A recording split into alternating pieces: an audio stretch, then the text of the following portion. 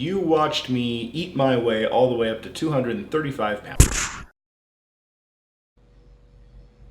Hey, it's Ryan from the Carb Situation. Remember, I'm not a doctor, I'm not a nutritionist, I'm not a trainer. I'm just a human guinea pig who likes to read a lot and willing to experiment. If you go on the journey with me, maybe you'll learn what I learned. Oh yeah, and I curse a lot. Let's do this. Hey guys, it is the end of week 19. It's July 28th, 2019, and this is the final check-in for the Carb Situation Project. So if you've been following along, you watched me eat my way all the way up to 235 pounds, and you've watched me eat my way back down to under 200. Let's do the normal weekly check-in numbers first, and then let's talk about what's happening here. So last week I came in at 197.8 pounds, and sadly, to my chagrin, this week I come in at 199.0 pounds. So that's a gain of 1.2 pounds over the past week. As for body fat, last week I was at 25.1%, and this week I come in at 25.3%. So I gained 0.2% in body fat over the past week as well. Now I have a few theories as to why I gained weight on my final week of the project. You know, I was at 197 pounds and I thought, hey, I can lose a couple more and I'll be very close to where I started, and that's a great stopping point. But it didn't happen that way. And sometimes it doesn't. Sometimes it's not going to happen how you want it to happen. You just stick to the course and eventually everything works out. A couple of theories as to why I had a bad week. I think it's possible that I knew the end was near of recording everything, and so I kind of got a little bit relaxed. I certainly did not cheat. I didn't eat anything with sugar in it. I ate everything that I would normally eat. But I was a little bit relaxed, and I went to restaurants and I ordered some things that they can play with the ingredients and make them a little bit dangerous to my diet. For example, creamed spinach and sauteed mushrooms.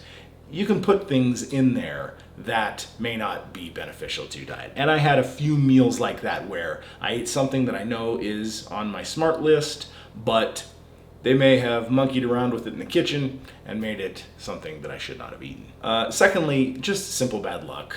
And third theory is stress. I've actually had quite a bit of stress in my personal life lately and in my career.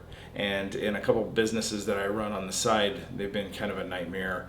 I'm getting ready to move in a couple of days. I don't tell you all of this just to sound like a crybaby on YouTube, but my cortisol levels have been very high as compared to normal.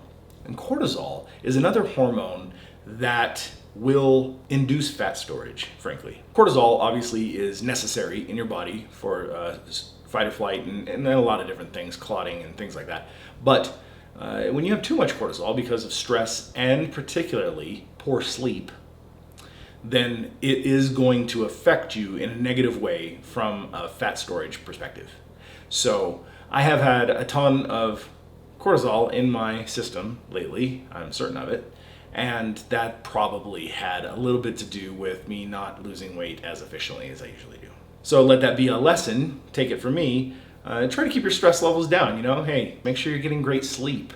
Make sure that your body is not more stressed than it needs to be. As far as the project goes, I hope you've enjoyed following along. I hope you've learned something. We've seen me go from about 192 pounds, eat garbage for 7 weeks, and balloon all the way up to 235 pounds, which was a gain of about 43 pounds.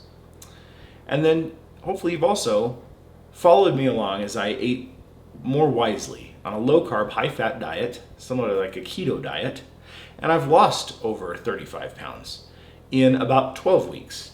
Naturally, losing took a lot longer than the gaining, but hey, we reversed it.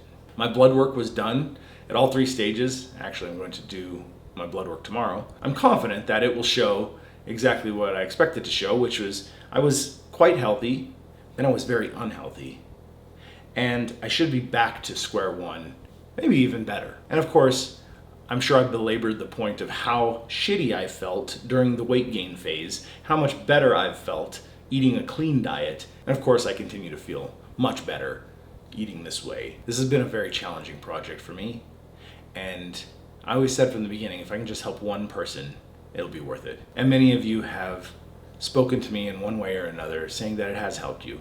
And I'm so proud of that and thankful. If you have a success story that I haven't heard yet, please let me know however you want. You can email me, you can leave comments below, you can text me if you have my number. I don't care.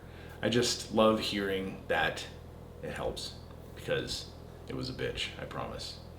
So I'm going to continue to eat as I've been eating. Remember, this is not a diet that I went on and now I get to go back to eating pizza and ice cream and McDonald's and garbage. That's not how it works. I'm not going to change my diet. I'm just going to stop recording everything and putting it on the website. Hopefully here in a month or so, my metrics will be even better. I should be down in the 180s, I hope, and much better body fat and skeletal muscle and visceral fat, and all those numbers should get much better as the next month goes by. And I'll do a final check-in video with you guys to let you know where I have come to. Until that happens, you'll see a few more videos from me, information about the keto diet and what you can do with challenges, etc.